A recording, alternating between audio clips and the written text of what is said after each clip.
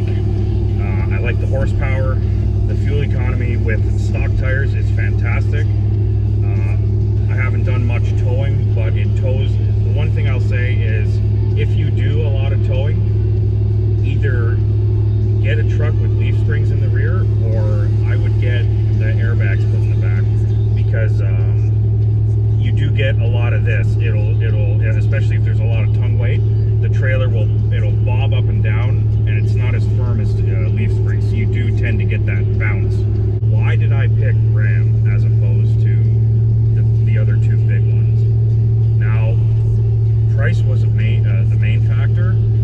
You can't beat the price on these. Like, the sticker on this particular truck was 48,000 bucks Canadian, and I will insert a few pictures of the truck right now.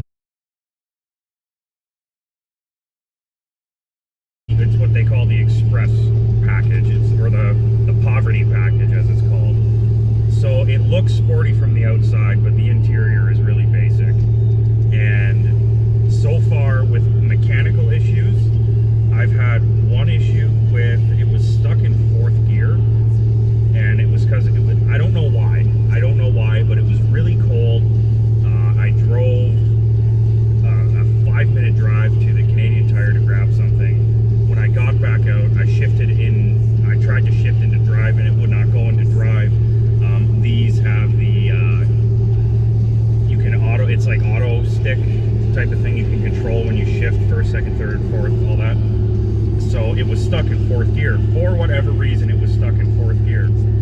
So to rectify that problem, I sat there with the truck idling because I thought a solenoid or an actuator or something might be frozen. I sat there with the truck idling for 5 minutes, shut it off, turned it back on, problem gone, never happened again. The next issue I've had with mechanical, the parking, when you put it in park, the pin that holds the gear in place, again, I believe it was frozen because I parked on an incline. The driveway of the house I was living in at the time was an incline, and I remember I got out of the truck, did my thing, turned around, the truck was gone. What? I look, and there it is rolling into the road, which could have been absolutely brutal if someone would have been coming or walking by or anything like that. Now, it had done that to me twice, where it rolled backwards while it was supposed to be in park. So there was actually a recall for that, and it got fixed. The third issue I've had, the tailgate lock. It has the keyless entry, and the tailgate lock is linked to the door. So you push unlock, it unlocks the tailgate. You push lock, it locks the tailgate. So there was an issue with that. Again, when it gets cold, sometimes the lock doesn't want to actuate inside the tailgate. So if you notice, there's a pattern here. These trucks in cold weather don't get along so good. Now, I don't know if these are common problems. I don't know if this is just my truck that's acting this way, but in warm weather, none of these issues have ever happened. So the next thing that's been a problem, right now, as I'm driving, my cruise control does not work. I push the on button, nothing happens. I don't know what that could be, but again, and I use my cruise a lot, so it kind of sucks that it doesn't work right now, but the cruise doesn't work. So now that I've got the bitching out of the way, and I know I kind of bounce back and forth and what I like, and then I started with all the problems and this and that. Ease of maintenance. If you do work yourself, and I'm not talking swapping out the camshaft and stuff like that in your garage, I'm talking about your basic stuff like brakes, oil changes, that kind of stuff. The oil change on this truck, I don't want to say it's easy because the oil filter is in a garbage spot. Like, it's brutal to get to. The engineers at Mopar need to really have a look at that and try and make that a little bit easier to get to, because it's absolutely disgusting.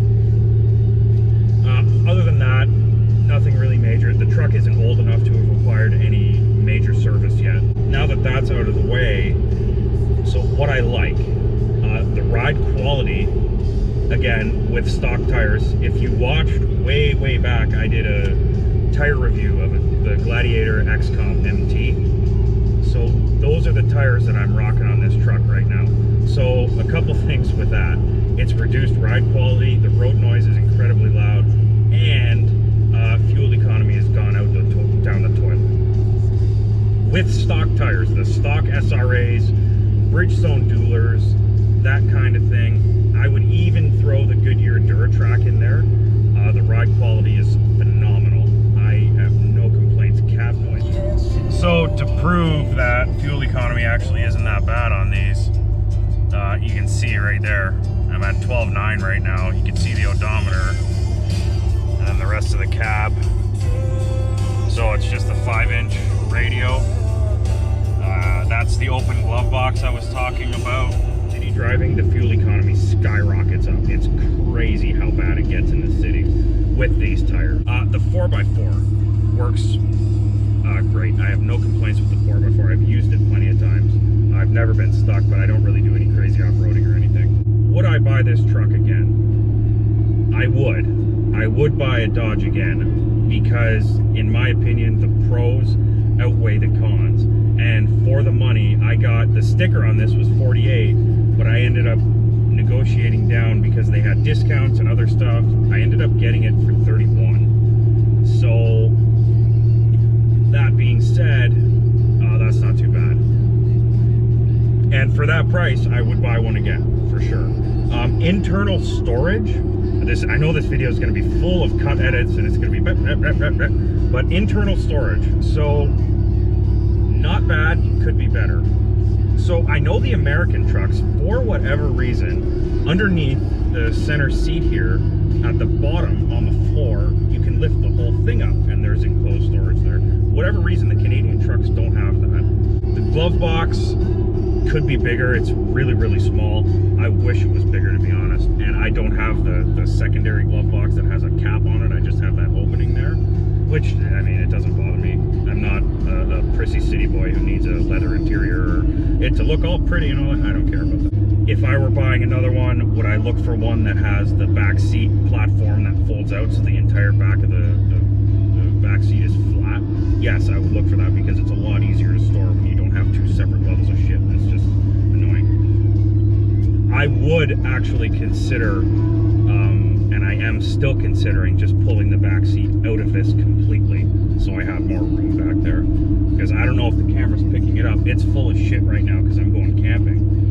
And with the back seat out, I mean, you can just fit more in there. The engine will outlast the truck, like the body, I would guarantee that. Now, if you oil spray the truck, great, but there still is going to be other issues like catastrophic failures, and the engine will be the only thing left that still runs.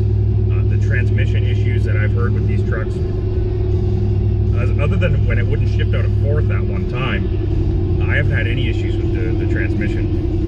He had a 99 Dodge. It had 360,000 kilometers on it, and there was stuff that was starting to go on it. I'll actually insert a picture of that Dodge right now. So it had the aftermarket stuff on it, but it got 360,000 on it, and the body was in mint condition even at the end. So when it comes to Dodge reliability issues, I haven't had many issues with it, but I mean, every truck has their downside. So this video has gone on long enough. Long story short, if you're looking at one of these trucks used up to the 50,000 kilometer point, it hasn't caused me any issues. The Hemi hasn't caused me any issues. The transmission has caused me very minor issues. There's some minor computer stuff that's been a problem. If you can get a good deal on it, buy it. If you are stuck paying close to or the full sticker price, do not waste your money, because wait for a deep sale. These trucks always go on sale. So there it is. My quick review of a 2017 Ram 1500 Express. Just do me a solid, peruse the channel, see if you like any of my other content. Check out the video, maybe throw a like in here or there. And if you like this kind of stuff that I do, maybe then hit the subscribe button and help me out. But thanks for watching, and I will see you on the next one.